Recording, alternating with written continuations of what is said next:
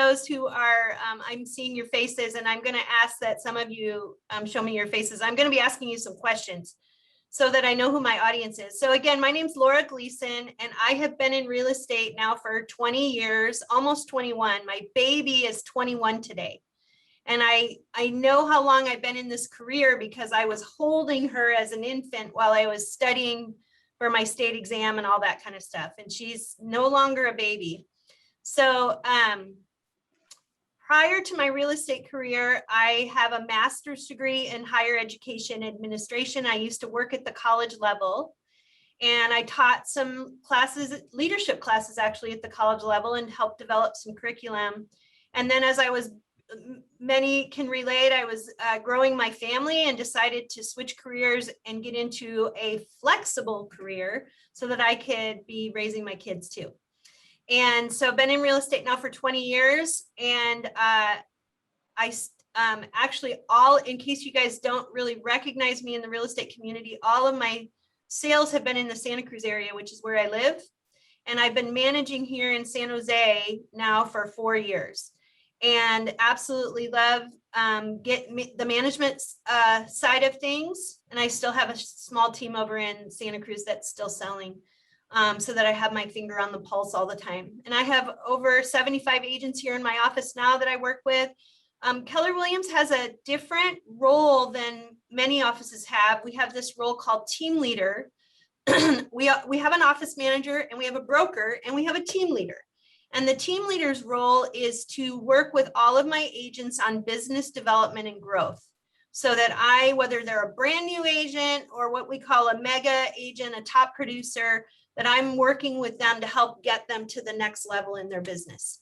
And again, I have a background in education, so I'd love to teach, and have been teaching a few classes for the association for about 2 years now. So thank you all for being here with me today. One of my favorite topics to teach on is lead generation and lead follow-up. And so what I would like to start out with quickly is just to meet all of you, because I don't know many of you, and I want to get a sense of how long you've been in the business. So I'm just looking at my screen right now, and I'm going to ask. So Chris, you're the first one on the top left for me. How long have you been in the business, and what company are you with? Chris Williams. And you're on mute. So check this out. I have this cool thing here that says you're on mute. Sorry, always forget that. Hi, I'm with Coldwell Banker, and I've got my license back in 1994. Have you been fully working in the business that whole time? Yes. Awesome. All right. Well, thank you for being here today, and feel free to chime in with your experience as well as I'm going through some different parts. And then Mark and I have known each other for, gosh, Mark, what, 3 years or so now? And how long have you been in the business now? Like 10 years or so? Yeah. Well, first, I am so honored to have you here, Laura. You're one of my favorite people. Thank you. And for people out there that don't know Laura, she's a great broker. I don't work for her. She's been trying to recruit me. I know that, but I think she's finally given up. That's okay. But I met her. She came. Well, this was a class act. Nobody else has ever done it. She came to my open house, and she brought a pack of gum with a little card on it. Remember that? Yeah. And I'll tell you, that little small gesture, it started our connection. So I'm honored to be here. Thank you. I've been in the business 10 years. Yep, that's what I thought. Mark's been 10, and you're with Compass now? I know you. She says it very carefully. You're with Compass. I just said, Yes. I didn't want to say it wrong. So 10 years. Yes, Thank you for being here. And then Victoria, you're next on my screen, sort of. You're beautiful, but there she is. Hi. You're on mute. How long have you been in the business? I've been in business for almost 17 years. 17 years. Thank you. And you guys, I ask what company you're with, because I just like to get a sense if you're with a big company, small company, independent broker. It just helps me a little bit. So Victoria, what company are you with? Victoria America. I'm an independent broker. Thank you. Thank you. You're an indie. We call you an indie. Javier, you're next on my screen. Yes. Hi. Hello. How long have you been in the business? Since 1995. All right. Yeah, Thank you. you're welcome. And what company are you with? Realty One. Okay. Yeah. I'm also checking. I know Jody's letting people in. Jody, if I see it, I'm letting them in too. Okay. Vishaka, did I say it right? Vishaka? Yes, you did. Hi, how long have you Hi. been in the business? You don't want to know. 30 years. Wow, okay, congratulations. Thank you. And I'm with And what- Movoto. Movoto. Movoto, okay. Yes. You haven't always been with Movoto then? No, I've been quite a few places. Okay. Hi, Yeah. Margot, you're next on my screen. Hello. I've been in the business 7 years and I'm a coal banker. 7 years. And Margot, you're in management now? Yes, no?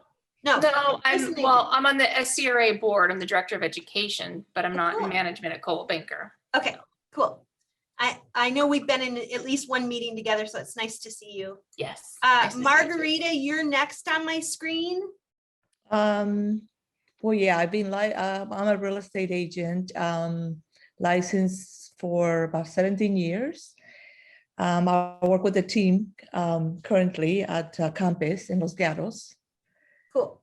So, yeah. Thank you for being here today. Okay, Jackie Ramsdell, you're next on my screen.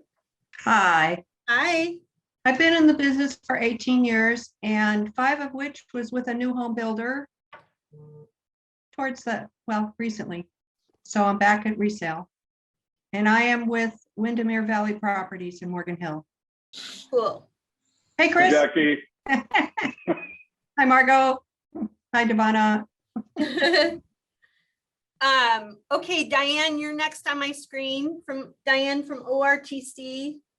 Hi, I've been in the business over 20 years, about 20, well, yeah, 20 years. I was a real estate assistant and I have my 5th year anniversary at ORTC the end of this month. Happy anniversary. Thank you. Diane is super good at the personal follow-up. If you guys know Diane, you know that about her already. Devana, you're next on my screen. Hi, Devana. Hi, good morning. I've been in the business 14 years, well, it'll be 15 this year. And I'm with eXp Realty. Cool. Okay, and I think I did Margarita. Jackie, I did you. Maria Casillas or Casillas. Maria? Hi, Hi. good morning. Can you hear me? Excuse me, can you hear me? Yes. Okay, I'm sorry. It's just I'm having issues with my camera. So yes, my name is Maria Casillas. I've been in the business 20 years, this year, and then I am with Inchero Berkshire Hathaway. Okay, cool. Thank you. Mhm. Let's see. Mimi. Hi, Mimi. Are you going to talk? Mimi loves to come to these classes and I love having her here, but she doesn't like to talk to anybody. So Mimi, are you going to tell us how long you've been in the business? I think she's also like at least 15 years in the business. It's great to have her. Kashif, are you really there? Hi. Hi, yes. Hi, how are you guys? Good. How are you? Doing well. Thank you for asking. I've been in the business since 2013 and I work with Intero Real Estate since then. Awesome. Thank you for coming today. Thank you. And Daniel, you're next.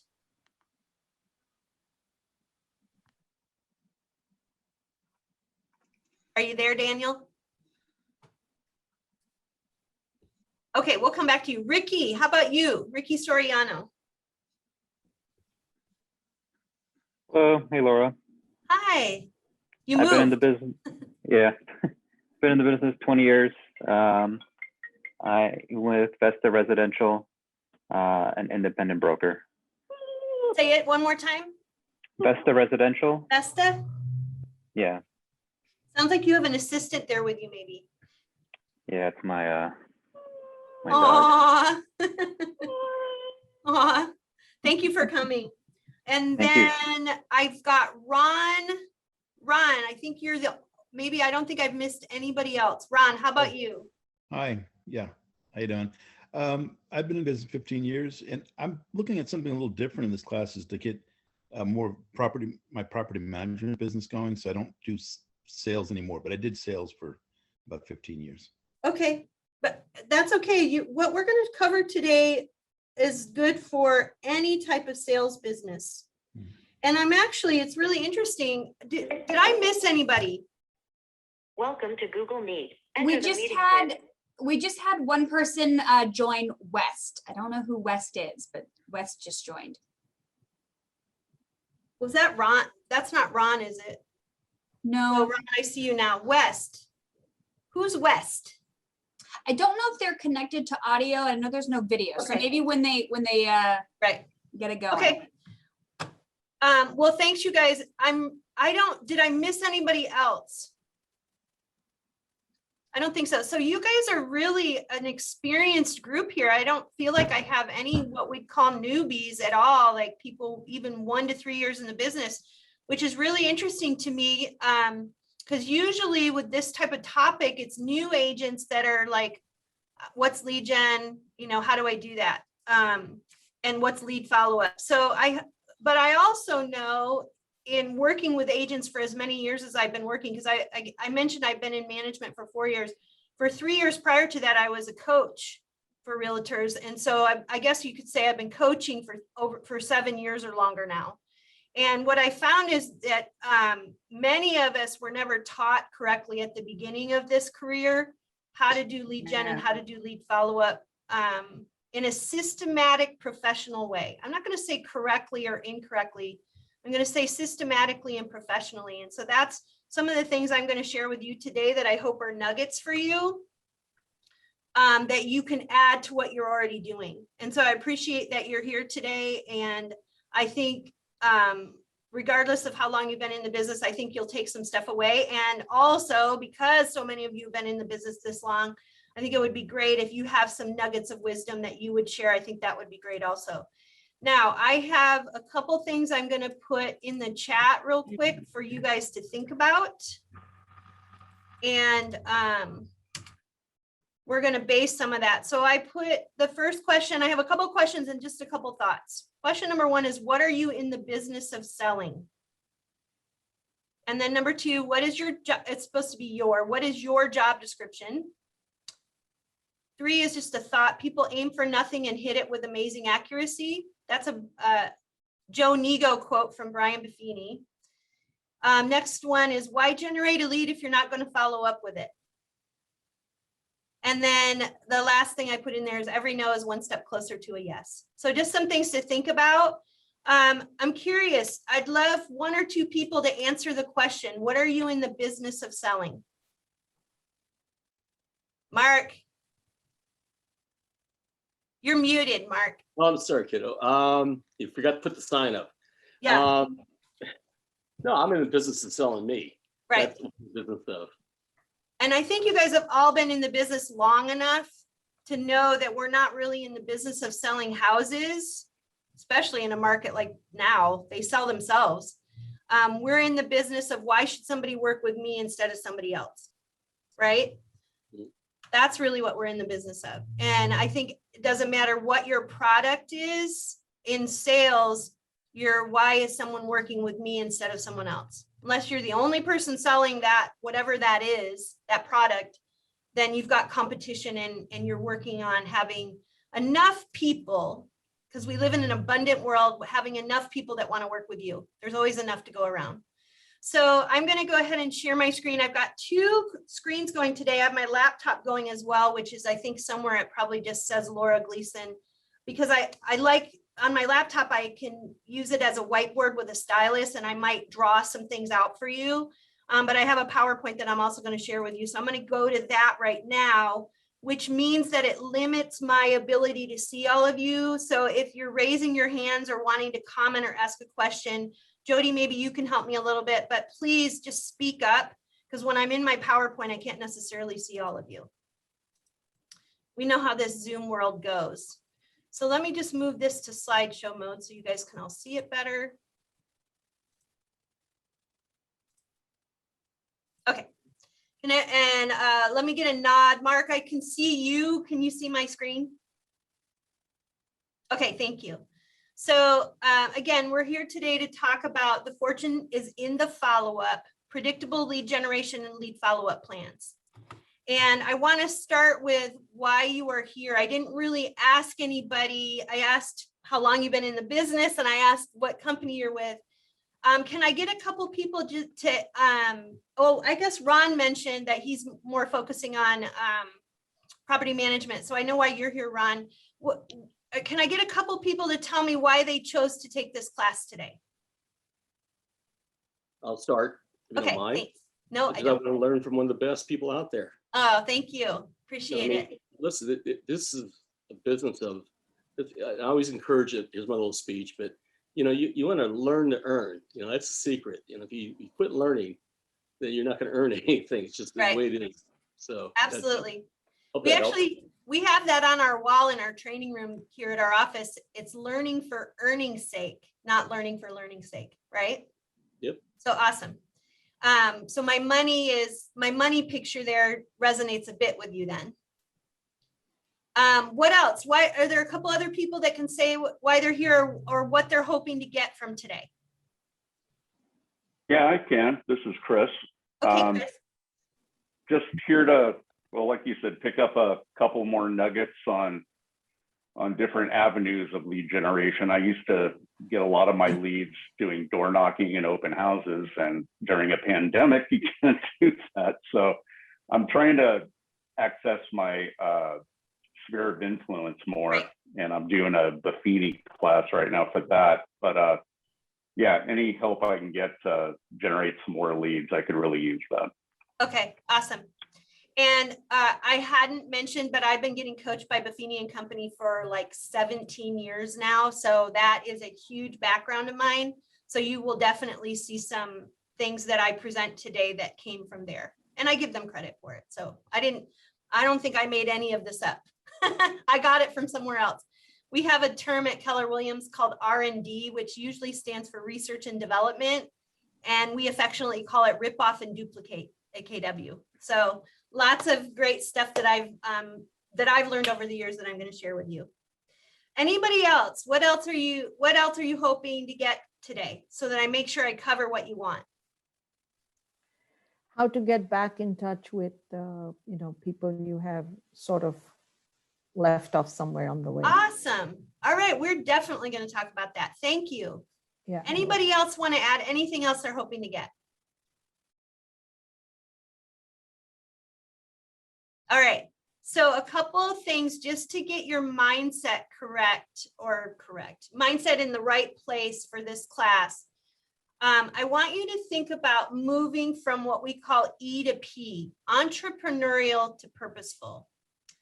The entrepreneurial agent, which we all talk about in real estate, we're all a bunch of entrepreneurs. We talk about herding cats. Really, as in management, it's really hard to get realtors to do the same thing. It's like herding cats. And we all have that spirit about us that we want to be our own boss. We want to be an entrepreneur. And yet, as an agent who wants to grow and learn and really build a business, remember, you guys are all small business owners. Every single realtor out there, you own your own business, okay? You hang your license with somebody, but you own your own business. And when you think about growing a business that is worth selling someday, maybe to someone else, you need to get purposeful in that. So when you think about today, the core of our business is really our lead gen and our lead follow-up. It's who we're reaching out to. Think about how can I go from entrepreneurial, which is, come on, I've got this. I don't need a coach or a class. I've learned all this stuff. I don't really need it, to going to a breakthrough of how can I be more purposeful in my business. That's what I want you to think about today. For you to feel like you took something away from this class today, did you find 1 or 2 or 3 things that are going to help you be more purposeful? Okay. Because what we want you to really move from entrepreneurial to purposeful. The other thing I'd like you to keep in mind is what kind of student are you showing up as today? Are you showing up as an A student or are you showing up as a C student? C is average. C usually gets fired, you guys.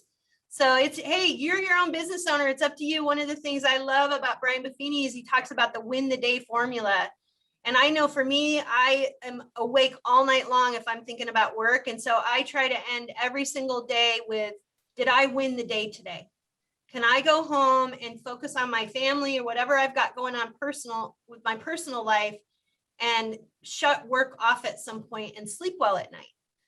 So for you to think about, am I showing up as an A student or am I showing up as a C student? And hey, you know what? We all have off days. Sometimes we don't show up our best, or, you know, everything turns upside down for us. That certainly happens.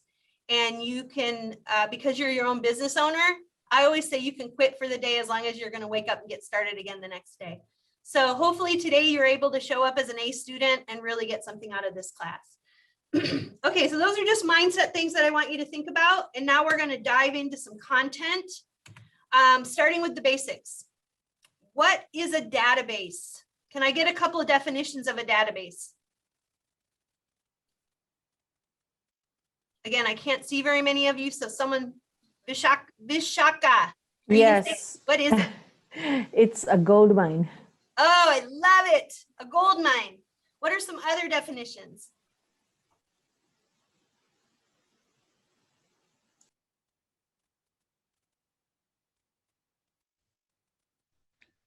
A list of relationships. Thank you. That's where we're going to go right there. That's my golden definition. I love that though. And I actually love the word prospecting better than I do the word lead generation, because we really are looking for the gold mine or those golden nuggets, right? So then lead generation. Tell me what lead generation means to you first, and then we'll talk about what does lead follow-up. What does lead generation mean?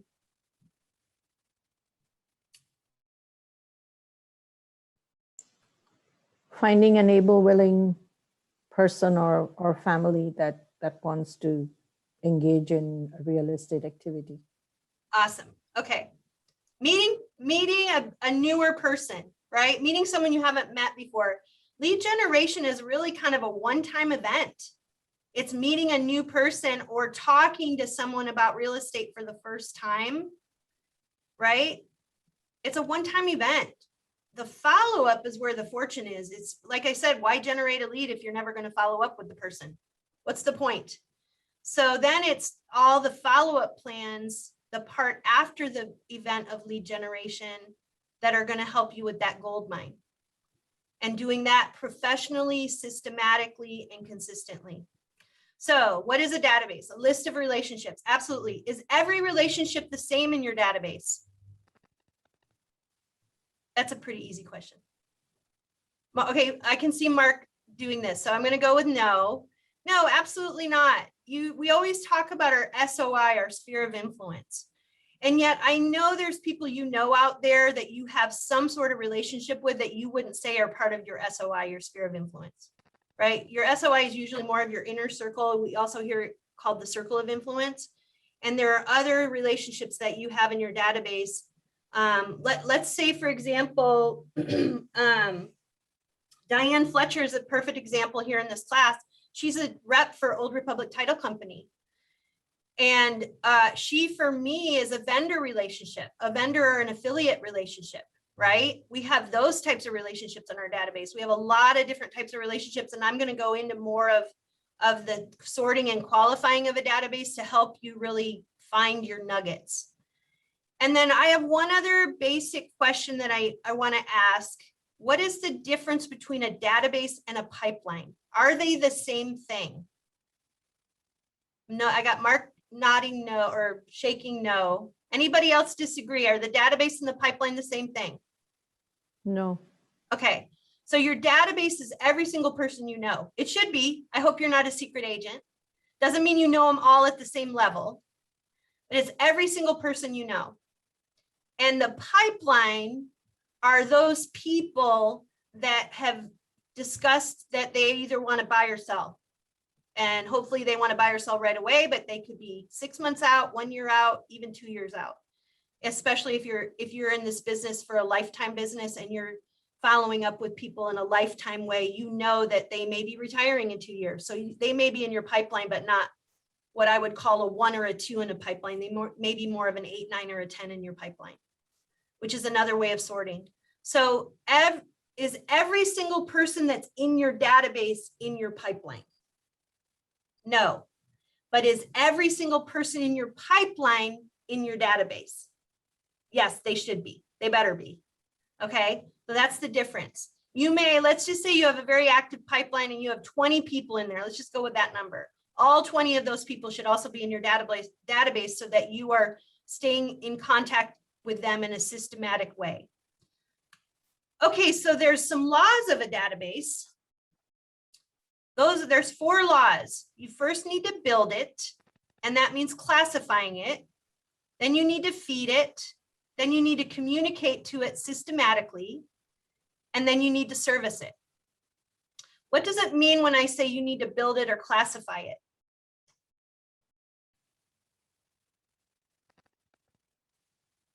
What are some examples of that? Mark? Okay. Okay, good. I didn't want to take over the whole meeting here. You know, I will. So, no, classify. You want to classify, tag it with something so you can easily find it. It could be, right. Maybe an open house, you met somebody. It might be, a friend, family member, whatever.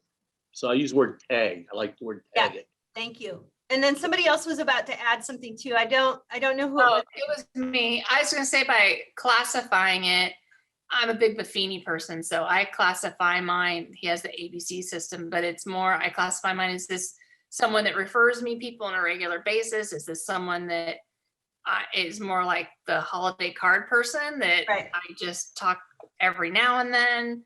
Like who are they to me? Is it someone, like I say, that I know I work with and they refer me people, or is it someone on the other end of the spectrum that's more, we chit chat once in a while, they know I'm a realtor, but I really haven't had that good conversation with them of how do they refer me? How do I work with them?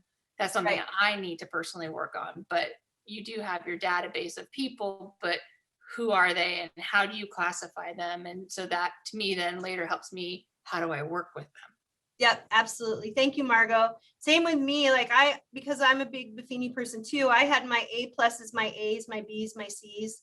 And then I also had classified people, whether they were a buyer or a seller. I would put tags in for that. I would tag, do we live in the same neighborhood? Are we the neighborhood I lived in, were they families I knew from my kids' school? I had so many different tags of how I knew people, so that depending on what I was doing for my follow-up, I could reach out to people differently. So you can do a lot of different tags and get to know people that way.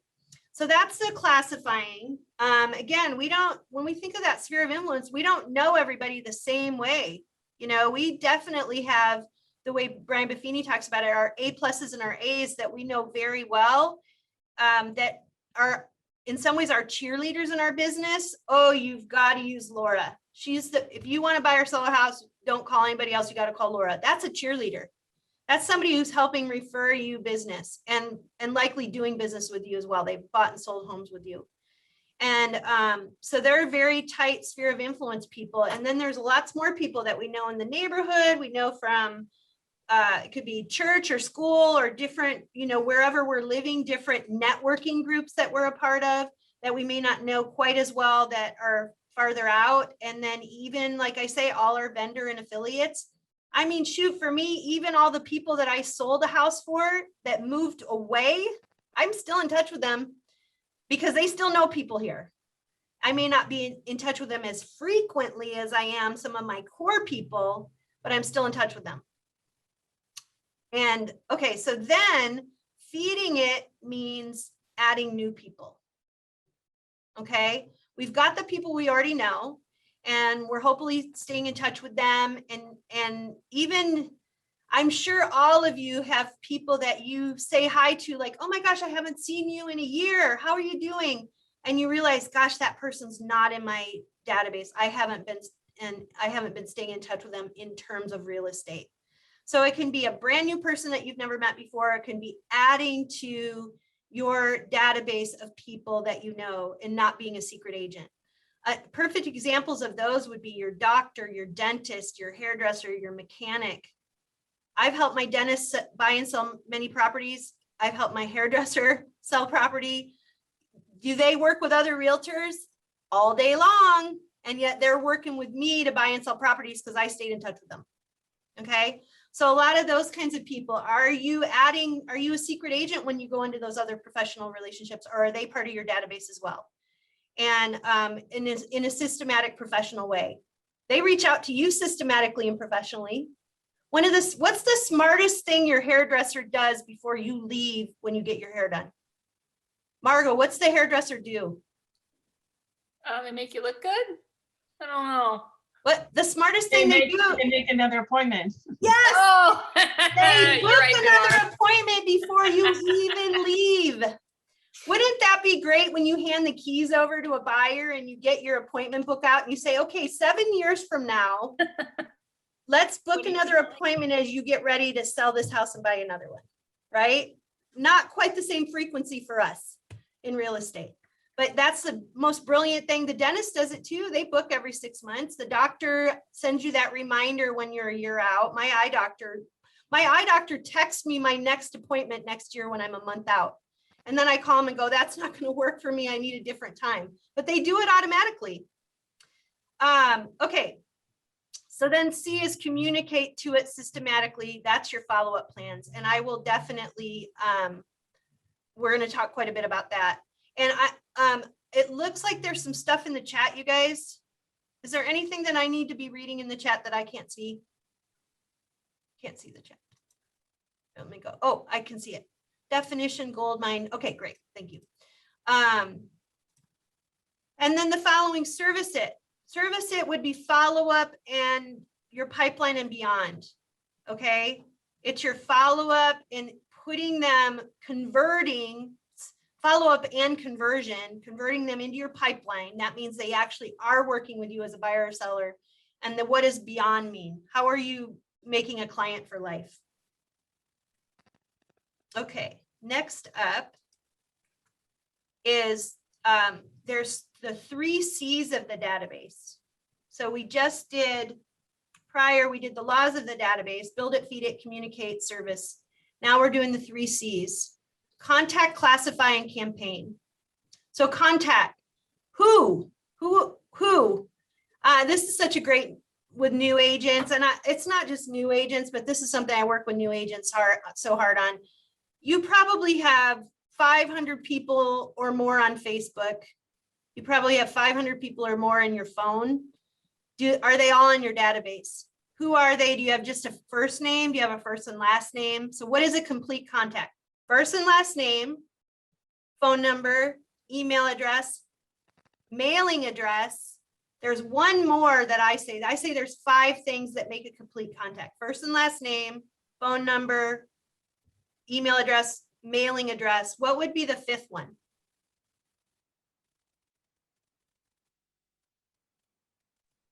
Birthday or anniversary, children's names.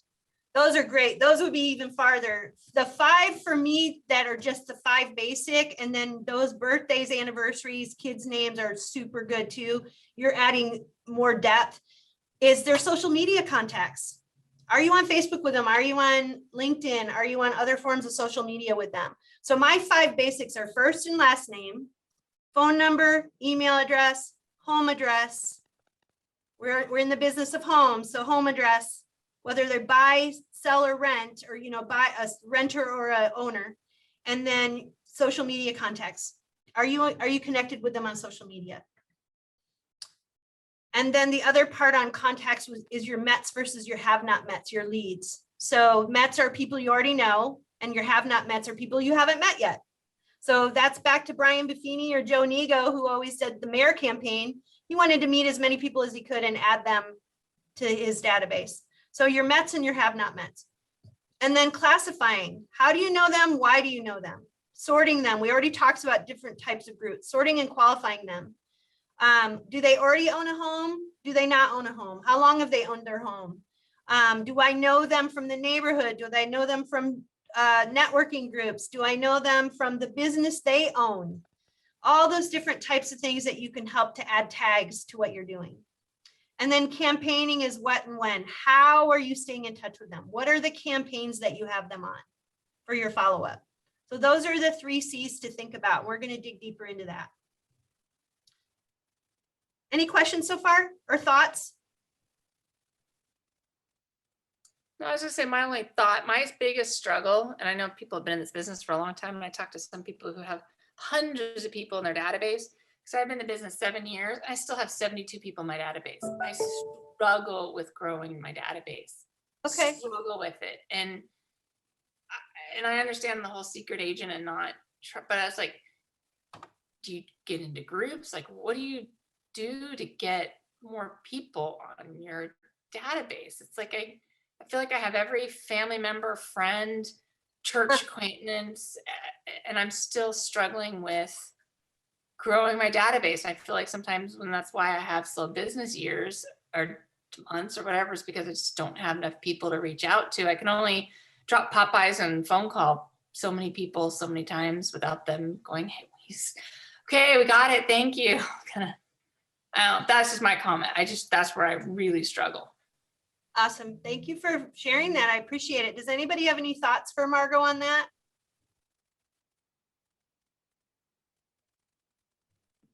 I do. Hi, Diane. Just an idea, that we used to do. Like I said, I was an assistant and we had to build business. What about your neighborhood? Could you maybe do a little neighborhood farm and reach out to some of those people? It's just an idea. Yeah, I do farm my neighborhood. My problem is I live out in the country and there's only like 5 neighbors. We're all on these like 20-acre parcels. But yes, in my little group, yeah, I do. But it's hard. Like 4 of the 5 houses have all gone up for sale recently, and they all had personal realtors from the past. So it's kind of like a knife in the chest, but I'm trying that. Yeah. Margot, how many people do you have in your phone? Oh, well, yeah, probably hundreds. Okay. I would start there, and we'll talk about, just reaching out to people in a warm way, because you're a warm person and you want to do what we call care calls, reaching out to them to check in and see how they've been doing over the last year. So same with social media. How many people do you have on Facebook? Like 60. Oh, okay. I have tons. I don't put any realtor people. I just keep that like friends. Okay. So every person this is the kind of 6 degrees of separation, which is now what, like 3 degrees of separation. Every single person, this is probably the most important lesson I learned in real estate. So about another 10 years from now, 20 years from now, when I stand on some stage and somebody asks me, what's the most important thing you learned in real estate? It's going to be the exponential factor. The fact that every single person I know knows 100 other people. And it's about, when you're talking to people, it's about saying to them, who do you know that's thinking about buying or selling or investing in real estate that I could talk to? I want to work with people like you, Margot. And who do you know? It takes the pressure off of them thinking that you're just asking them all the time, because we already said, your hairdresser books your next appointment for a couple of months away or a couple of weeks away. We can't book a 7-year appointment. So it takes, the people are like, okay, I just bought or sold with you. I'm not selling anytime soon. Who do you know then that might be thinking about buying or selling that could use the services of a hardworking realtor like me? So some of that is remembering that everybody knows at least 100 other people that live locally that you could be in contact with, or that if they don't live locally, you can refer to another great agent somewhere else and collect a referral fee for, which is a beautiful benefit of our business. Any other thoughts on having enough people in your what is enough people?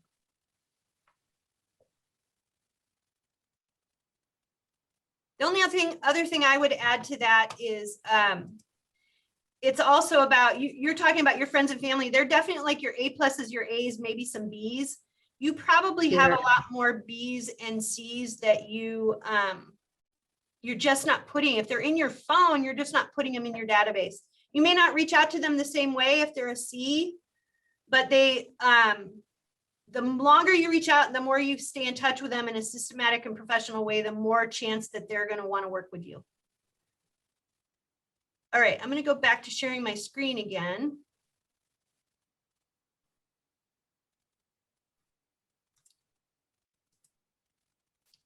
Okay, so we talked about contact, classify, and campaign. Now we're going to go a little bit deeper into that. What's the difference between prospecting and marketing?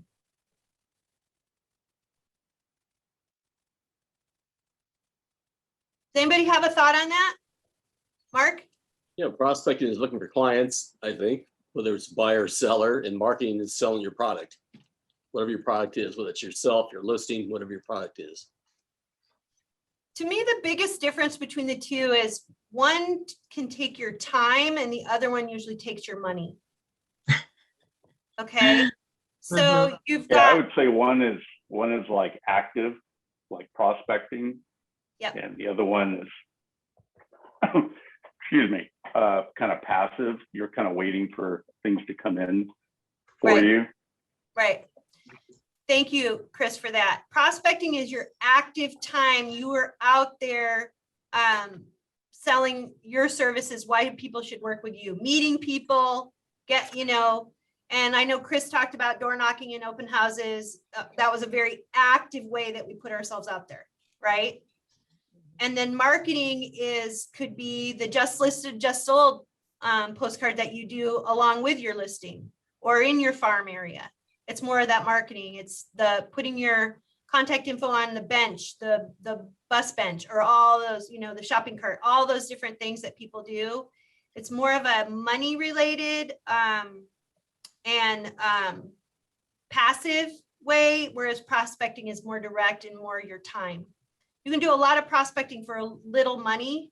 Marketing's hard to do without some money behind it. And they both are important parts. It's not like one is better than the other. They're both important parts of this real estate relationship building game. Prospecting would be the one that if you are on limited funds, you want to focus on that more than marketing. And as you grow and close more contracts, then you have some more money you can devote into marketing as part of your business plan. Okay, so one of my suggestions, and now I'm going to start doing some drawing for you guys. This is one of my suggestions on your prospecting or creating your lead gen plan. I want to hear some shout outs from you guys we just talked about prospecting and marketing. What are some, and I just gave you 2. Let's see if we can come up with a list of 10 different types of prospecting. And I just said door knocking and open houses. What would be some other things that are prospecting? Expireds. For sale by owners. FSBOs. We can probably come up with 10 easily. Past clients, Past clients, for referrals, referrals, cold calling, networking groups, social, lots. We've all had to pivot into social media in this last year, whether it's digital open houses, right? Virtual open houses, or doing, nobody said this, what about buying leads? Any of you doing that? Are you a friend with Zillow? I want to say something really quick. Every single Zillow person out there is your neighbor. They already exist. They're not in Zillow world. It's not a different planet. They're your neighbor. And they're reaching out to Zillow to get a resource because you're not in touch with them. You ever thought about it that way? Actually, it's a good way to look at it. Thank you. They're already there. They already live in your neighborhood. And they're thinking, oh, I gotta get a lead from Zillow because you're not knocking on their door or having a relationship with them. No, They already you're are there. right. Good job. Good point. I like that. And okay, Mark, you got a nugget for me today then. Yay. I got a Yeah, I like that too. And you're paying Zillow to build a relationship with your neighbor. Write that one down too. And it's Zillow not costs cheap money. from what I've heard. Nope. Okay, here, I've got a list for you. I've got a list for prospecting and a list for marketing. We could agree or disagree on some of this, but in general, prospecting, I have 21 things on this list. FISBOs, expireds, just solds, just listeds, past clients, allied resources, geographic farm, apartments, corporations, builders, banks, third-party companies, investors, door-to-door canvassing, client parties, networking events, social functions and community events, seminars, booths at events, teaching and speaking opportunities, kiosks in high traffic areas. That's a pretty darn long list. On marketing, it's broken down into 8 categories that have subcategories. Marketing, 1, advertising, 2, broadcasting, 3, online, which is a big, huge part for us these days.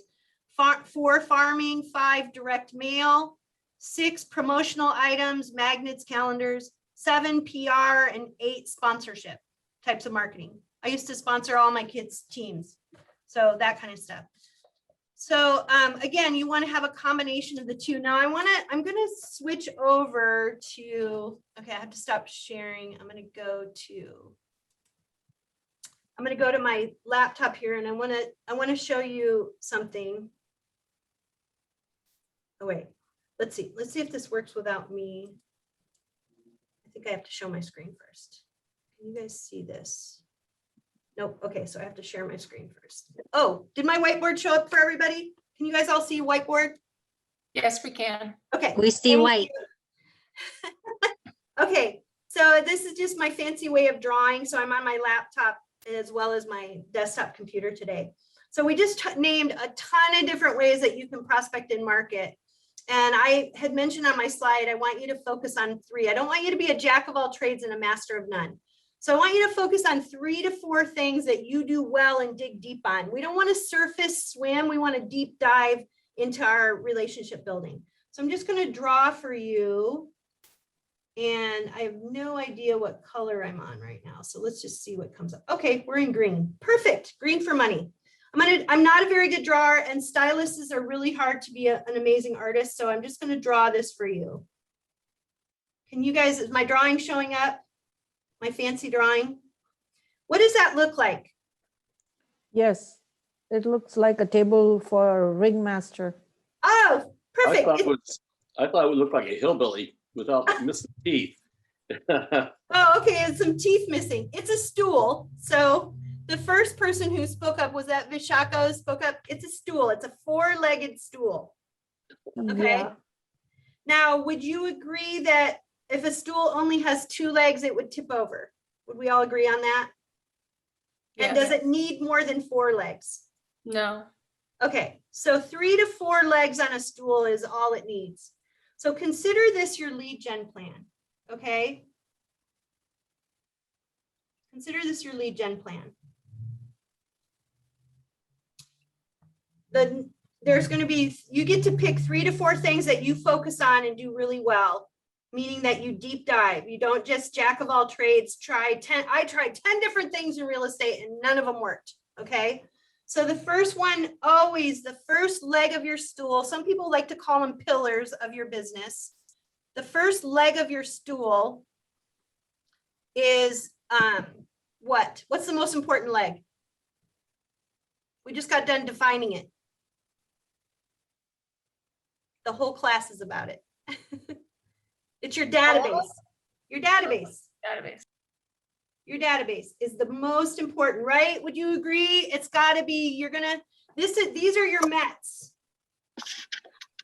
This leg is all about the people you've met. If they're in your database, then you've met them. Now, some of you may have a list that you've gotten from Diane at Old Republic Title, a farming list for a neighborhood. Put every single one of those people into your database. Do you know them all the same? No, but you're going to put them in there and you're going to know some of them as and we're going to go over this in just a second. A plus an A or a B, somebody you know pretty well. But if you've got a farm of say 500 people, you're still reaching out to them systematically, but some of them you may not know very well. They're a C. So they still have to go in your database. They're just not going to go in there in the same category. They're not part of your SOI necessarily. Okay. So your database is your first leg, and then you guys get to focus on 3 ways to meet new people. So Chris, open houses was usually one of them, right? Pretty easy way to meet people. Yeah. And door knocking was usually one of them. They'll come back, don't you think? Yeah, eventually they will. I like Yeah. door knocking a lot better than cold calling. Yeah, okay, so wait, cold calling could be one, which still could be one. So I'm gonna put cold calling, let's put cold calling here. Okay. Because you can still do that one safely, right? Yeah. And open houses, now we could probably put one over here. I just like to call it SM for social media. There's different things you can do with social media. You can just be the guy who's always posting, the person, not guy, the man or woman who's always posting stuff about your life, just your social, right? Or you can be more systematic about it and you're posting, usually it's a good combination of things, but you're doing virtual open houses, and you might even be doing a leads program through Facebook, for example, and you're buying Facebook leads to get more in depth with what you're doing. So there's different things you can do with social media to meet more people, right? And what are some other things that people do? I'm missing I think a big one that we can still do, maybe not in person, but I'm missing two things that usually show up on this stool. Margot, you talked about something that you do, your farm, right? You said you have a farm?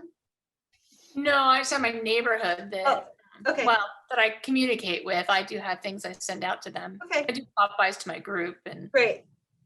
Is anybody, so Popeyes is something that you do here in your database. So it's. And I have my regular mailings I send out to my database. Okay. Or monthly mailer, however you want to say that. Yeah, I'm just gonna put here, instead of open houses, I'm just gonna go ahead and put farm. It's part of door knocking, right, Chris? Usually when you're door knocking in a farm. So we'll just put it right next to door knocking. It's another thing, usually a part of your farming. Some people farm and all they do is send mailers out, or they might have some phone numbers and do some cold calling. Some people door knock. There's usually a variety of things that you do in your lead follow-up with a farm. And then another one that usually comes up is one of the bigger ones is networking. Okay. Do you have networking can be social groups, business groups, cultural groups. Farming can be cultural. Farming can be geographic. Farming can also be cultural. You know, are you from a culture that meets together all the time and you're doing some farming with that culture? That's a combination of cultural farming or networking. Churches, that kind of thing. Any things that you guys feel like I missed? Is that a pretty decent list?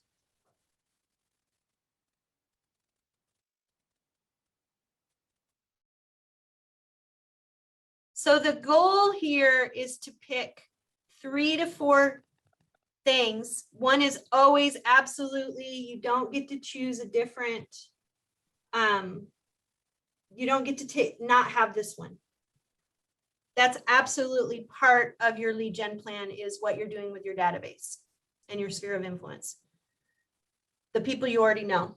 And then you pick 2 to 3 things that you're doing to meet more people. And if you don't have 2 to 3, that's probably why there's not enough people in your database. And we have to define what's enough. It depends. A lot of that would be sitting down with your business coach and deciding how much money you want to make every year. We're going to go into that in a couple minutes. And then in order for me to make that amount of money, how many homes do I have to sell? And in order for me to sell that many homes, how many people do I need to be in touch with to hit that number? Okay, so I wrote a bunch of things on here. I want you to pick database as one leg, and then what are your other 2 to 3 legs? You can focus on 3 or you can focus on 4, but try not to focus on more than that. The other thing for you guys to do, and all of you have been in the business for quite some time, is to go back over the last, say, 5 years of your business on your closings and figure out where did they come from? How many of your closings, it's usually 75% or more, were from your sphere of influence or your database. And then maybe you got an occasional sign call and you got a closing from that, or an occasional open house lead, you got a closing from that. typically, if you go back over 5 years of your business, typically most of your closings came from there. So that's the biggest deep dive you need to do in your business. I think, Chris, you said at the beginning, you want to figure out, somebody was talking about getting back in touch with their sphere of influence and their database more. Was it you, Chris? Yes. Okay. Would you, let me just, because you're participating with me and I appreciate it. Would you, if you think about the last 5 years of your business, where has most of that business come from that you've closed? I would say a lot of it was either sphere of influence or past clients referring me to somebody else. Yeah. Yep. Okay. The majority, right? Yes. Well over 50%. Yes. I'd say the rest of it would be either door knocking or I called expireds. I need to start doing that again. I forgot those. Except there's not that many these days. Right now. Yeah. So I forgot to put expireds and FSBOs because that definitely for some people is another, they're good at it. They're good at making those connections. So those are other ones that usually come up. Again, I wrote a bunch down just to give you different examples. You don't want to do them all though, because then you're becoming a jack of all trades and a master of none. So the other part of that is you want to do the things that you enjoy doing. This is one of the things I always say to new agents. I haven't been able to say this for the last year because we don't have open houses right now. Why do new agents like to do open houses? Somebody tell me why you think. They get they get buyers. They Right get away. Clients. Yeah, they get to put themselves out there. It's social. Thank you, Jackie. For me, it's the closest thing to a job description that we have in real estate because you dress up, you show up at a certain time, you clock in and you clock out at a certain time. And in most of us in real estate, we struggle with what our daily job description is. What's it supposed to look like? Except on open house day, we know exactly what it's going to look like, right? We know we're going to get up in the morning. We might do some social media posts. We're going to get our signs ready. We're getting ready with baking cookies, whatever the heck we're doing for our open house. We show up at least a half an hour early to put all the signs up, get the lights turned on, get everything ready to go, get all our material out. And we are on for 3 to 4 hours. And then we get to close up and follow up, right? So for me, for new agents, it's the closest thing to a daily job description that we have in real estate. The rest we have to make up. So when you think back to that stool that I just created for you, the 3 or 4-legged lead gen plan stool, pick things that you're going to get out of bed in the morning and enjoy doing. If cold calling's not your thing and you are not going to do it, it probably shouldn't be a part of your plan. However, if you were taught how to cold call correctly and effectively, would you be more apt to do it? So is it, I'll never do it, I don't care, or is it, I don't have the skill to do it? Same with open houses, we all get, you guys have all been in the business long enough that you've done open houses. So we weren't that good at them until we got better and better and practiced our skill. So some of it's skill development and some of it is, what do you resonate with? I'm a people person. Mark Blau, if you guys know Mark, he's a people person. He's super good at open houses. He super loves to be around people. And so he needs to do those kinds of activities, right? Can I ask something? Sure. Teeny off topic, but Mark, were you with Keller Williams? I tried. No, but, No? Okay. no, but let me just say, the reason why people might think that, because I was lucky, Keller Williams, both Laura and Rob and Hilda have always invited me to their classes. So I always go to their classes. So I maybe- thought I had met you one time and gotten a Keller Williams business card from you, but I guess I'm mistaken. That's all. Yeah, it's not my good-looking twin brother. Wasn't me. Thanks, Jeff. So you want to focus on those things that you resonate with. That's just going to make your daily job description that much. You're going to love this business more. You know, that's what we want to love this business.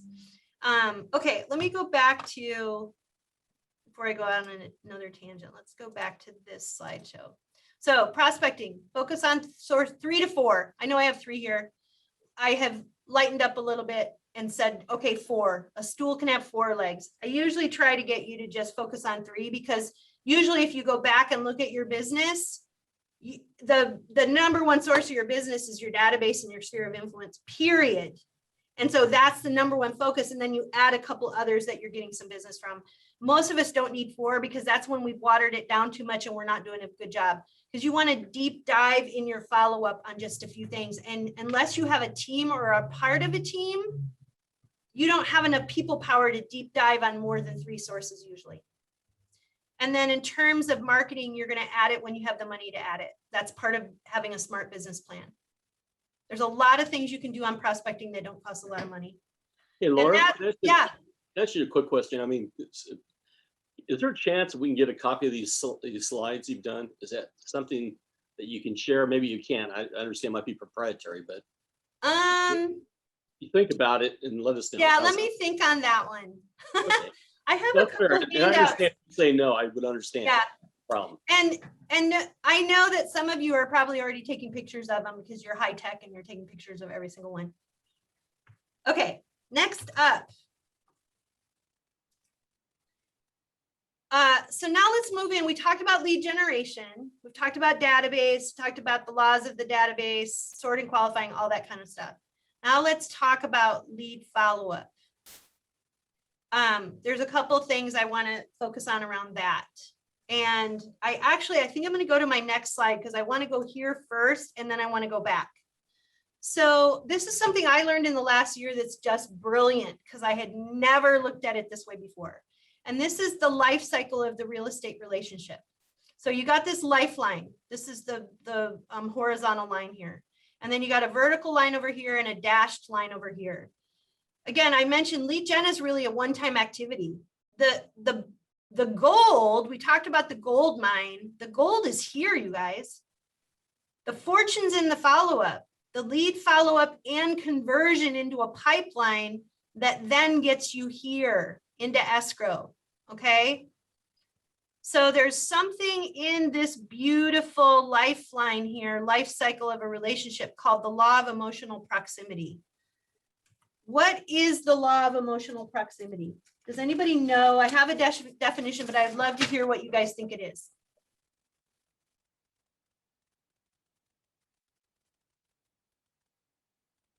Okay, I'm going to give you an example. This is a shopping example, so bear with me. I'll make it a shopping example for men and women, or this, I'm being super stereotypical now, but I usually do it as a Nordstrom's shopping example. So let's just say it's Home Depot. And you walk, it might not be a great example. You walk into Home Depot and you're looking for something and there's a person close to the door that says, hey, can I help you find something? And you usually say, no, I got it. I'm fine. Thank you. And you get deeper into the aisles and you can't find what you're looking for.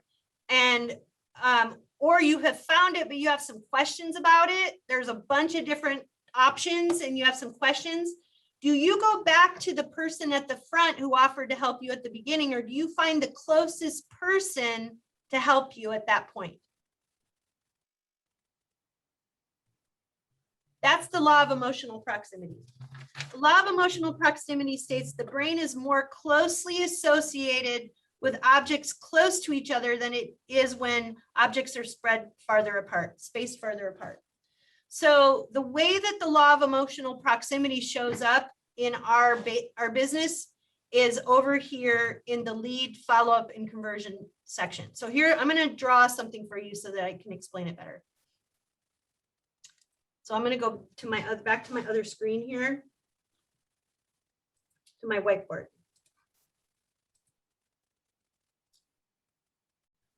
Okay, so we're going to go, I'm going to create a new slide for you. Okay. Law of emotional proximity shows up like this. Okay, we got a payday here. We have a payday here. We have a payday here. This is when an escrow closes. This is somebody bought or sold a home and we're all happy.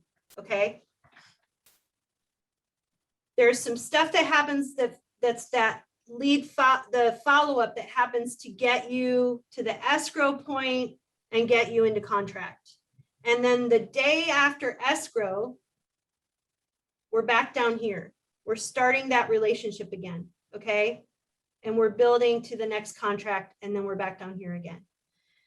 Many people think that a lead is not a good lead unless you find them right here.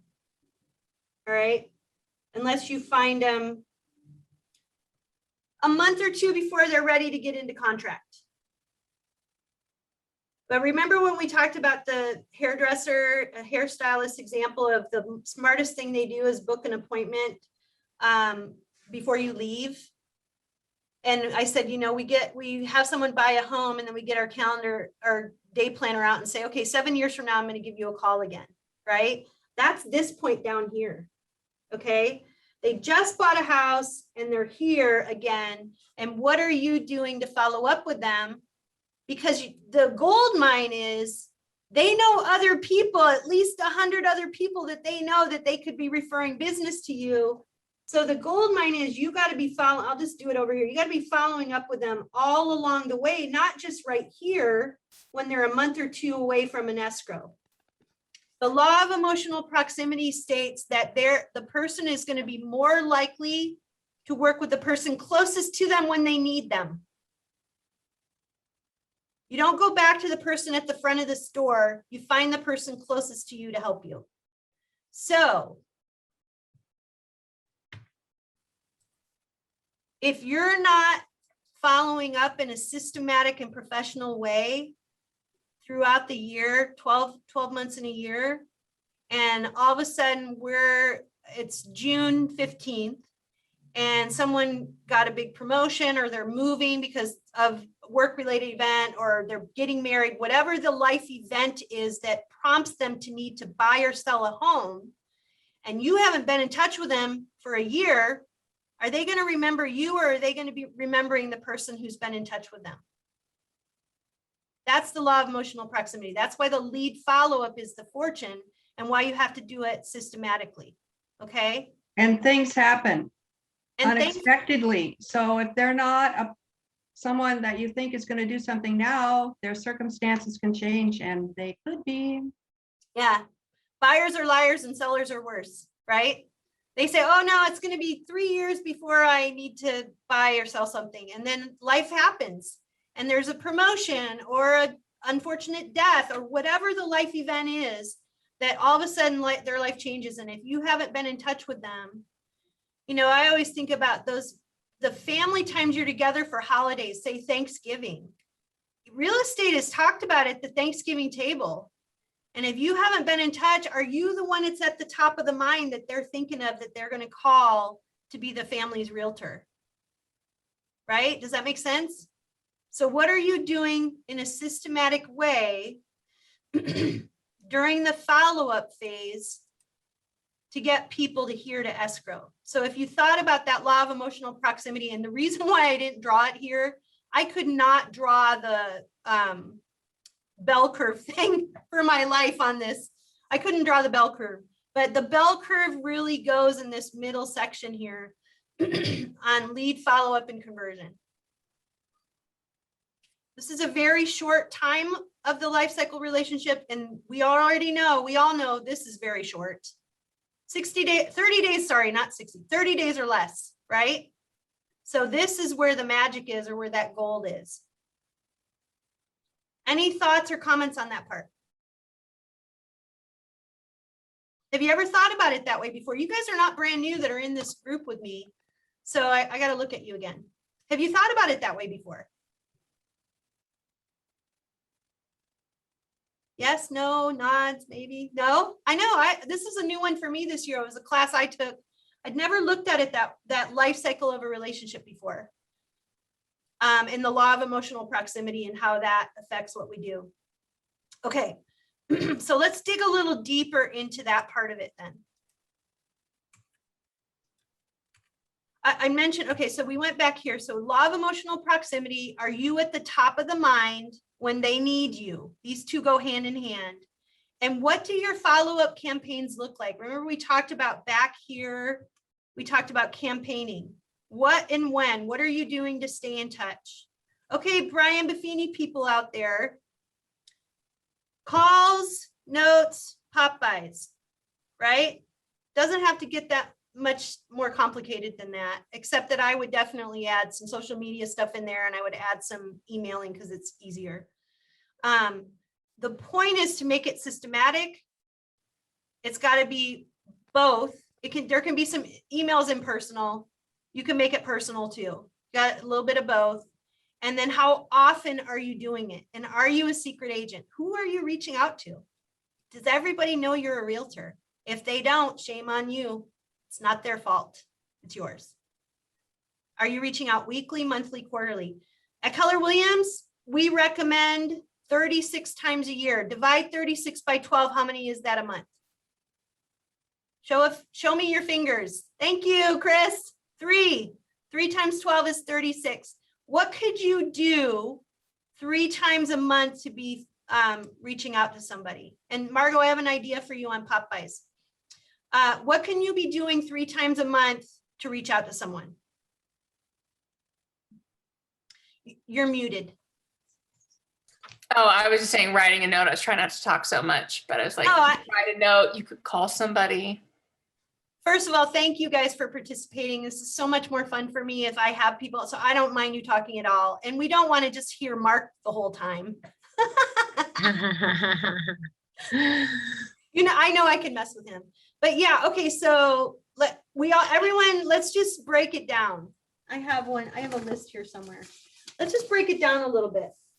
I have a 36 touch plan for you right here. Mark, I can email you guys. There's a few handouts I can send to you guys. And that's why, first of all, here, let me put in the chat. It's Laura Gleason, LauraGleason at kw.com. Okay, Laura Gleason at kw.com. I have a few things I can send to you. This one for 36 touch. This is it. Remember, I work for Keller Williams, so I'm sharing some Keller Williams stuff, and I've been getting coached by Buffini and Company for over, it's like 17 years now. So I have a lot of stuff in my heart for them too. 36 touch. Four of those touches, so that means quarterly, would be a phone call. Calling to check in, care call, checking in. How you doing? It's been a rough year. How's your family? Is everybody healthy and safe? Did I talk about real estate at all? No, I just called to check in and see how they're doing. Is it likely that real estate may come up in the conversation? And do I have to bring it up? No. How's your family? Are you guys healthy and safe? Oh my gosh, that's amazing. Congratulations. Or, oh my gosh, I'm so sorry to hear that. Both of those types of conversations will come up. How's work? And then they ask you how work is. You don't even have to bring it up. They'll bring it up. So 4 phone calls a year, once a quarter. 20. So remember, we're adding to 36 here. 26 touches are a biweekly email offering some item of value. What would be some items of value that you could offer in an email? Newsletter. Say it again. I didn't hear it. Newsletter. A newsletter, market. Does everybody like a market update? Here's what's going on. That's item of value. You have that information better than they do. That's part of your value proposition and why they would work with you and not someone else. It's a combination of value proposition and law of emotional proximity. Because let me ask you this question. Do you own everybody in your database? I wish. Yeah, no, you don't. Right? If you're reaching out to them, chances are somebody else is too. I think Margot just talked about 5 neighbors all had another realtor that they used to sell their home. Did I get that right? Was it 5?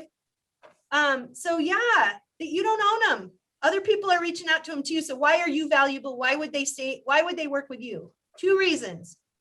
You're giving them valuable information more frequently. Law of emotional proximity. 2nd reason. Okay, so 4 touches are a telephone or phone call. 26 biweekly email offering something of value. And some of it can be fun. Like, in the last year, I'm sure you guys have done, here's some ideas for you guys to do while you're shut at home, like scavenger hunts with your kids or, those kinds of fun things too. 2 touches are going to be to an event or a get together or a party. Bingo, Zoom party.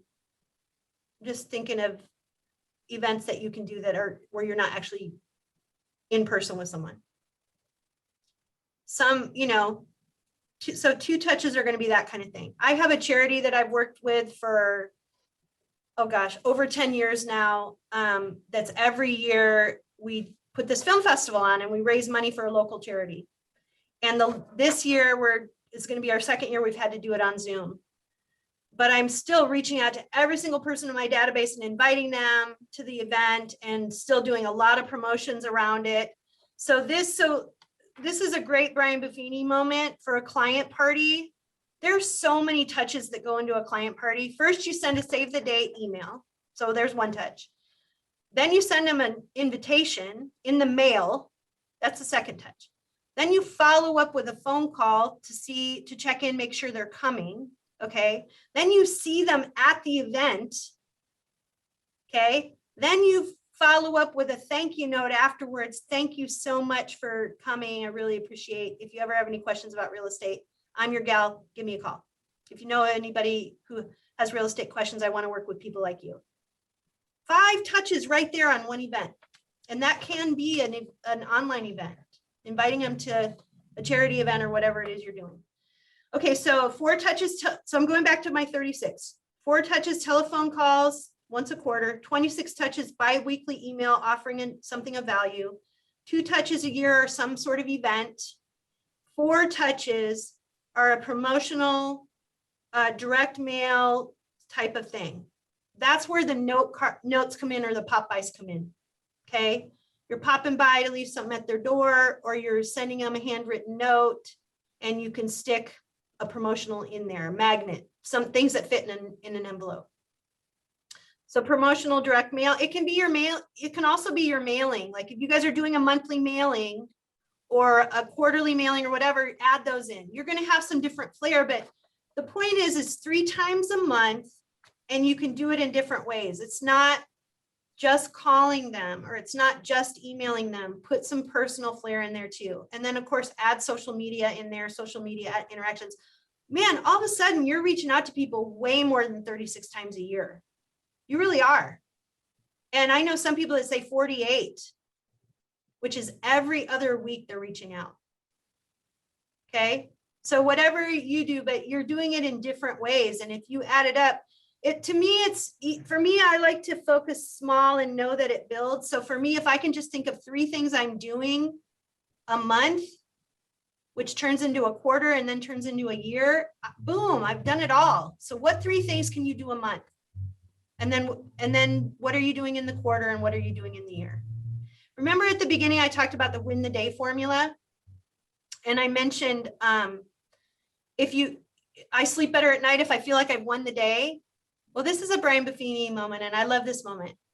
If you can win 5 days out of a week, you've won the week. It gives you room for taking time off or for one of the days turning upside down. If you can win 3 weeks out of a month, you've won the month. And if you can win 8 to 9 months out of a year, you have won the year. You've taken a vacation and you've built a plan that people are. If you have 1 month that goes upside down, which I think everyone could raise their hand and say, in the last year, I had 1 month that went upside down, right? They're not going to remember that. You're the only one who's going to remember that. If you've reached out to people 9 to 10 times out of a year, golden, there's your gold nuggets. Okay. Any thoughts on what I just said about that? You feel like you got some ideas around follow-up plans? Anybody have any other ideas or suggestions? Other things you do that you're willing to share? I could share one. This was met when I first started out as a real estate assistant. I used to have to, because we were Brian Buffini followers, I used to have to lay the cards at the real estate agent's desk that I work with and lay them out so she would write them every day, and it became a habit. There you go. Yep. How many handwritten notes are you doing a day, a week, a month? Because that's definitely that personal touch. So it's a combination of personal versus impersonal, which is back here on my slide, right? Personal versus impersonal. It's going to be a little bit of both. What are you doing weekly? What are you doing monthly? What are you doing quarterly? And then that turns into a year. Okay. And sometimes, especially with like the A's and B kind of clients, I'll just send them a text, just see how they're doing. I got a lot of clients that love texting. So I'll just, touch base with them that way as well. For me, what I tend to do is because I still pick up the phone. I'm older. And then if I haven't heard from them, I text them the next day, right? Because we all know most people are not checking their voicemail messages anymore, and you got to follow up with a text. So the texting is really a huge way that we're all communicating these days, and that's okay. I know for me, the one part that I struggle with, there's too many ways to get in touch with people these days, at least in my brain. My brain gets overwhelmed by that. So when people reach out to me, what's on Messenger, is that what it is on Facebook? I typically have a hard time keeping up with those. It's just too many ways. I'm much better if someone texts me but again, I don't want to lose any business either. So I got to keep an eye on Messenger too, right? Because sometimes that's the way other people communicate. So texting is definitely a part of it. Not everybody picks up the phone anymore. I know there's a story about the lifespan of the telephone. And, God, I don't know how long the telephone's been around, but let's just go with 50 years. I think it's longer than that. 50 years ago, everybody ran to answer the phone, right? And then the answering machine showed up, right? And people would screen their calls with an answering machine. And nowadays, people just don't even answer their phone, right? I mean, that's that lifespan of what's happened with the telephone. Okay, any other thoughts or other ideas that you have?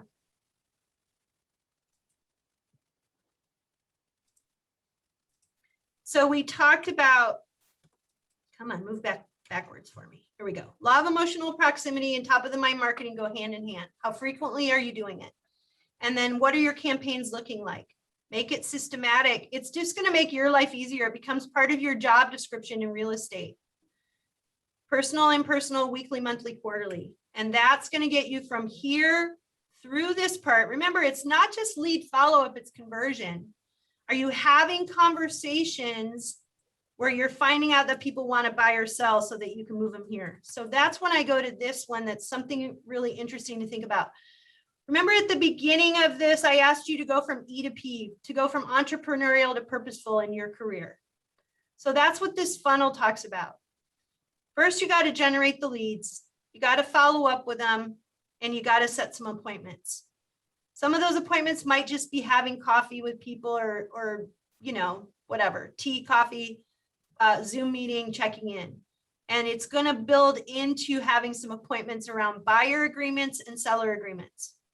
Are they working with you as a buyer? Are they listing with you as a seller? Okay, that's the agreement part. Go from appointment to agreement to a contract. You've got a listing contract, which needs to turn into getting a buyer contract, because listings almost sell themselves these days, but you still need a purchase contract to sell them. So how many, let's say you want to earn $500,000 this year. How many contracts do you need to earn $500,000? What's your conversion rates? Are you tracking your conversion rates? We all know listings are golden right now. We know buyers are harder right now.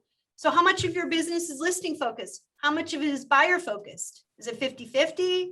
Are you 75-25, 75% listings? I hope 25% buyers, because they're tougher right now. How many contracts do you need to close to make 500,000? If that's your amount, maybe your amount's 250, maybe your amount's 150, whatever your amount is. How many contracts do you need? Mark, you have a. Well, no, I'm just actually a couple of things I just want to comment on, if you don't mind. Please. No, I used to be, as you probably know, I was the king of open house. I did a lot of buyers. I'll tell you right now, no more buyers.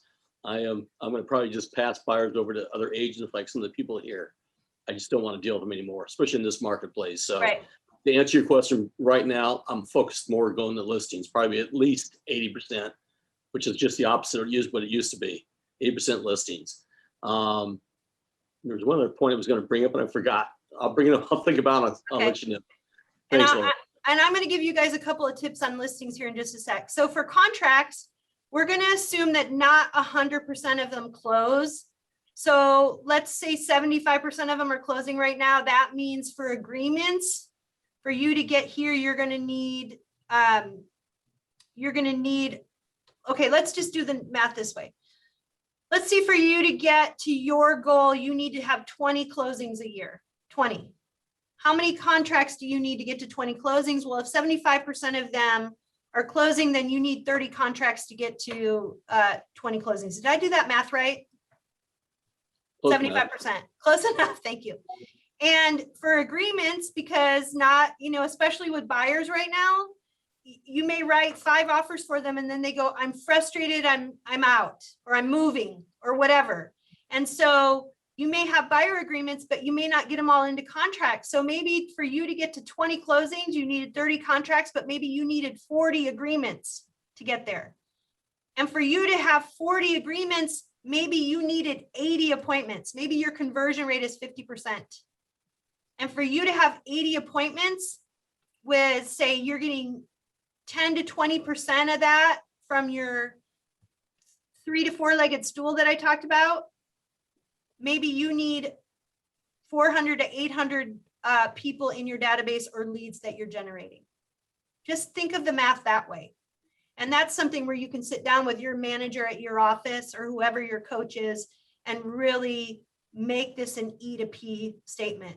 If I want to make a certain amount of money this year, how many closings do I have to have? What are my conversion rates to get there? Hey, Laura, question Yeah. for you, if you don't mind me asking, and maybe it's a little sub-optimal bit, but I'd like to hear your thoughts on coaching. Now, you mentioned before you work with Buffini, right? You've had it for 17 years. You deal with a lot of agents, good ones, some not so good. That's just like normal. But what do you see a difference? We did a study on the ones that have a coach versus the ones that don't. Do you see any kind of discrepancy between the two? I mean, is it a key to success hiring a coach? What's your thoughts on that, if you don't mind me asking? I mean, absolutely. I feel like I have coaches in most areas of my life. The first coach we always think about is like that trainer, the personal trainer that you might hire. And would you guys agree, usually when you commit to hiring a personal trainer, it really helps you with your plan for physical fitness, right? Okay, my financial advisor, coach, does my financial advisor help me with my finances and what I'm doing around that? My bookkeeper and my CPA, they help me with that section. We have a lot, in my opinion, I have a lot of coaches in my life that help me be better than I am. This is one of my favorite things I ever learned from Brian Buffini. Okay, everybody look at me. Whether I can tell you're looking at me or not, please look at me. Your best thinking got you to where you are now. Your best thinking got you here. Great job. Pat yourself on the back. Typically, someone who is helicopter view, who can look at your business and is not all caught up in your stuff, can get you so much farther than you can get yourself. Now, I have a mantra with coaching though, and my mantra is 49-51. I can't want it more than you do. You got to show up 51% and I will show up 49% all day long, but I can't want it more than you do. So I guess the question was, Laura, but again, with your experience and running your office, all day long. Do you see the difference between the agents that have a coach and don't? Yep, all day long. But you got to show up and do the work, right? Yeah. And so, it's the same with, go back to the trainer. If you're not doing the workouts, the trainer is not really helping you very much, right? So yes, all day long, I see a difference. And I would say if you get a chance to take a top producer out for coffee or whatever, or even just Zoom with them, somehow say, I'd love to learn from you. Most of them are going to say they have coaches in their life that have helped them get farther than they could get themselves. That's what a coach does. Absolutely. Great. Okay, so let's see. I want to make sure, because I want us to get done here pretty quick.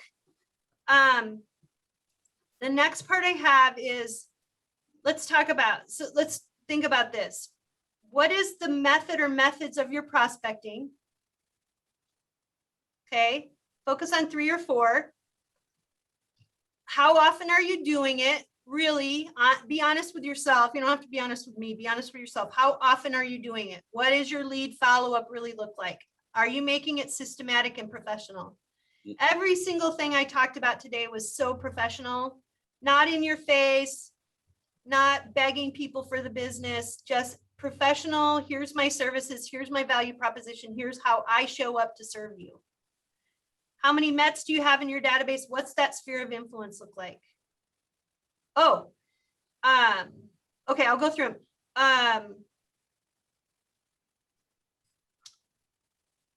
Margot, are you still here? She's still there. I can't see her. Yeah, right here. Okay, don't let me forget to do my pop by thing with you. Okay, don't let me forget. How many have not Mets are you adding to your database monthly, weekly, monthly, quarterly, annually to get to your goal? Go back to that. Go back to this funnel. How much do you need to get to here? Okay. And then what is your marketing plan or your prospecting plan and your follow-up plans? Remember, we're recommending 36 times a year. So weekly, monthly, quarterly. Okay, before I get to my last slide, I want to, Margot. So one of the things I learned about Popeyes, oh no, I got to show you guys something first. Hold on, wait, I showed you that, I showed you that.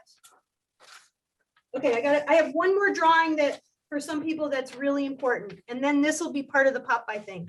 So let me do one more drawing. We talked about sorting and qualifying a database. And this is, I think, a really important part for some people who really struggle with this part. So I am going to do the bullseye. And hopefully some of you have seen this before. I think I did enough. So this is definitely a Brian Buffini sorting tool. So when you think about a bullseye and you're throwing a dart or a bow and arrow, where is it that you're trying, what are you aiming for? Center mass. The middle. So the middle. So, and one of the cute ways that Brian Buffini talks about this is he talks about his son eating a peanut butter and jelly sandwich. Has anybody ever heard that one? And his son would always eat the middle first. And he was like, he wouldn't eat the outside. He would bend it in half and eat the middle first. It was like, why are you eating your sandwich that way? And he's like, because the best part is in the middle. Okay, so whether you're thinking about the center of a bullseye or you're thinking about the middle of a peanut butter and jelly sandwich, the best part is in the middle. So that's where your best clients are going to be. What Brian Buffini calls your A pluses. Okay, then you've got your A's, you've got your B's, you've got your C's, you've got your D's, and there's a new category between C and D. Does anybody know what that category is? It's your online. Yeah, I do an O or a Q. Q for quick conversion. It's an online lead or an open house lead. So the O stands for quick conversion, online lead or open house lead. They're either going to give you their information or they're not. If they're not, you're going to delete them. D stands for delete, by the way. And if they give you accurate information, they're going to move either somewhere in here into your database. Okay. So there is a new category in there in this bullseye, O or Q. So I have very few deletes in my database. Very few people I've deleted. I am my own business owner. I own a small business. I get to decide who I want to work with. So the people that are jerks, I delete. I don't want to work with them. Don't care if I ever talk to them again. Guess what? You guys can have them. You all day long can have them. I don't want them. Those are my deletes. I rarely delete anybody. When they move away, I don't delete them because they still know people here. So very few people go into the D. The A plus, A, B, and C are depending on how well I know them. Okay. My A pluses are my cheerleaders. They're the people who refer me business. You got to work with Laura. You don't want to work with anyone else. Or they've done repeat business with me. So repeat and referral. And my A's are right there with them. I've done one transaction with them, or they maybe aren't quite the referring type of personality. They're not the person that you ask, what restaurant would you go to? You know, they just don't really think about that kind of stuff. But I'm still staying in touch with them because I've done transactions with them. And if I teach them how I work, when I say stuff like, I know you're not buying or selling right now, Margot, but who do you know that might be needing the services of a hardworking realtor? Because I would love to work with people like you. Then I'm teaching them how I work. And then Bs are the people in my neighborhood, the people my kids went to school with, the people that I'm more frequently around. Cs for me are maybe realtors from farther away that I'm staying in touch with because I get referrals or I give them referrals.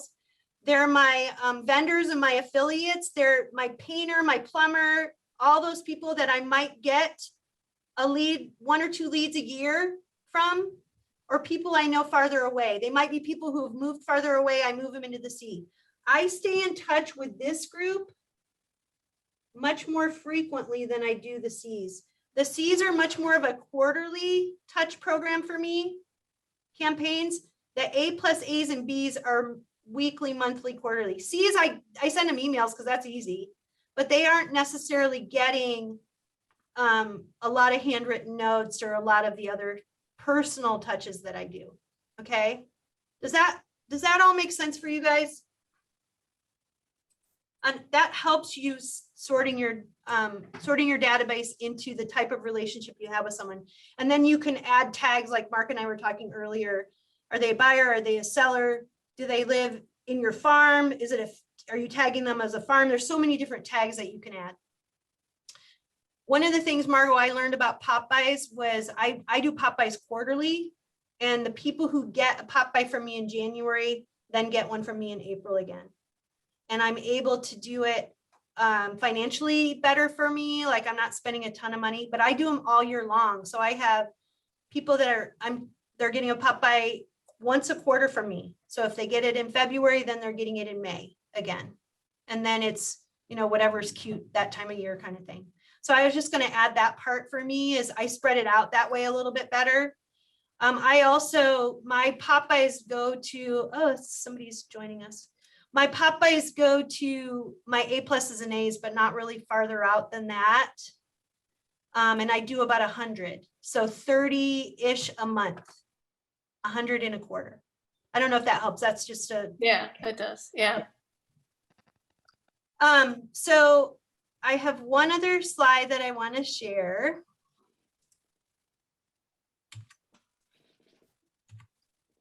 This is my last quote for you guys. You're not going to master the rest of your life in one day. Just relax, master the day, win the day, then just keep doing that every day.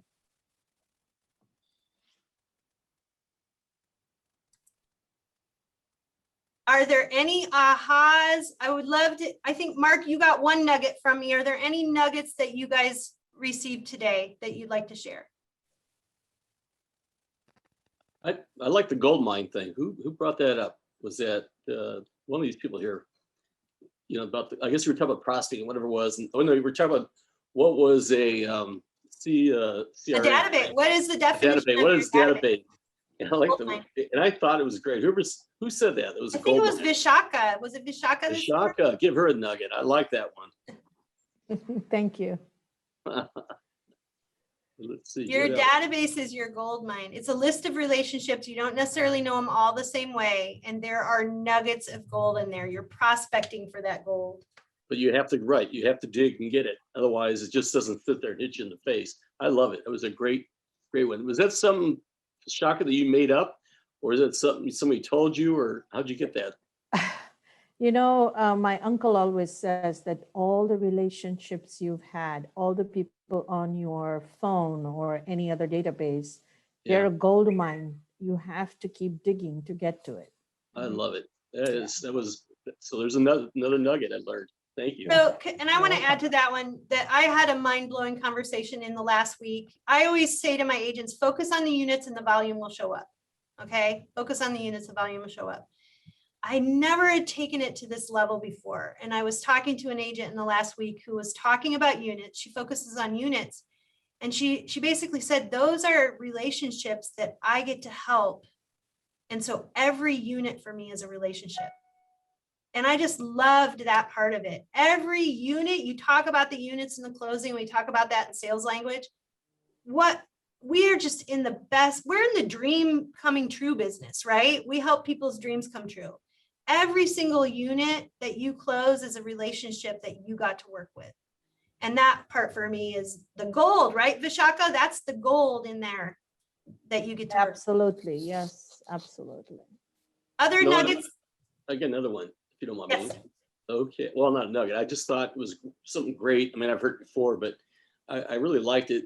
Something you stressed today, I think, if you're a new, mostly people who've been in the business for a long time in this group, but there's probably nothing new. But I always like the idea that, listen, if you got a bad client, get rid of them, man.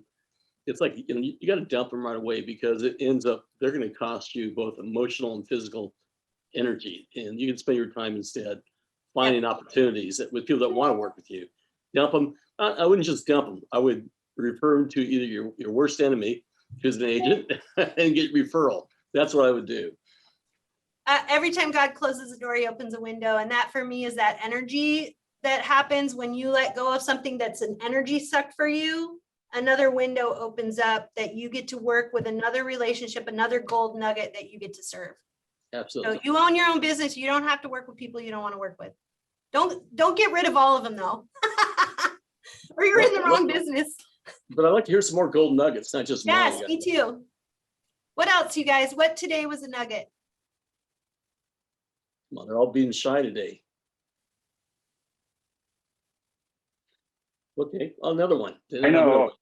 For Go ahead. me, I know I just, Go ahead, I Chris. just need to do a lot more of what you're teaching us right now, just a lot more lead follow-up. I mean, I've been in the business for a long time. I've got a ton of people that are either on Facebook or they're in a database, or I need to pull them all together. And I really need, I mean, it's one of the easiest forms of getting business. It's a lot easier than calling expireds or door knocking and all that, or open houses even. And I know I'm losing a lot of money not following up with, friends, past clients, and a lot of my past clients are friends Amen. now. So, and it's, Hey, Chris, it's can I the ask you a easiest question? form. Chris, just give me a round number. How many people are in your database that you would define as an A+ or an A? God, I don't know, not that many. I maybe 50. Okay. Can you, in the next 30 days, contact all 50 of them and just say, hi, checking in, how's it going? Sure. And then can you I mean, that's follow up with a handwritten note? less than 2 a day. So yeah. Great idea. You just start there Yeah. and that's golden. Diane, are you about to say something? Were you? Yeah, the law of emotional proximity was my nugget today. Thank you. The real estate relationship cycle, that's a new one for me. I just never looked at it that way. And then how the law of emotional proximity works with that. If you're in a lifetime business, which most realtors are, you got to be in touch with people during all the ups and downs, so that on the day that they need a realtor, you're the one that's closest to them that they're thinking of. So another nugget, I thought, the Q. You have the A, B, C, D, and O or Q. Is it O or Q or both? Which is it? I call it, it's O for open house or online lead, but it's the Q for quick conversion, because those leads are usually quick conversion. Those are They either- right they away. either- Right, you know right away within Yeah. second minutes. Now I like that idea, and you don't put it, it's not on a wish list. You either put them in or you put them out. It's one or the other. Get rid of them if they're dogs. And typically a follow-up campaign for those folks lasts about 2 weeks, and it's every single day for 2 weeks. You're not trying to be Every their day? best friend. Every single day for 2 weeks. It's the law. Well, it's called 12 days of pain or something like that.